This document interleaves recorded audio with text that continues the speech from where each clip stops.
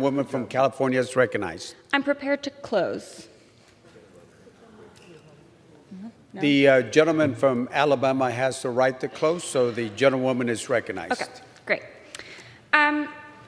I hear my colleagues on the other side talk a lot about the needs from Afghanistan. What's interesting is that in the continuing resolution that this body passed just yesterday, there was additional supplemental funding for Afghanistan, and yet my colleagues on the other side of the aisle decided to vote against it. I also hear them talk about the threats and the briefings that supposedly we were not in.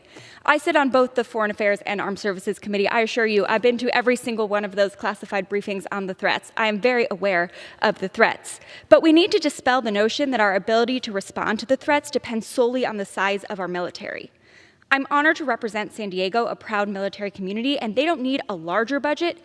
They need one that takes their needs into account, which means better wages and housing free of mold, childcare and job opportunities for their spouses, and they need a government that goes through every diplomatic channel before making the decision to send them to war.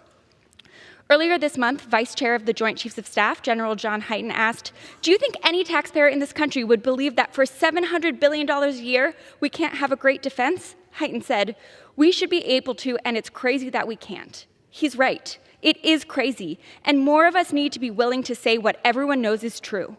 We don't need to spend money even the Pentagon themselves are not asking for. With that, I yield back my time. Gentlewoman's time has expired.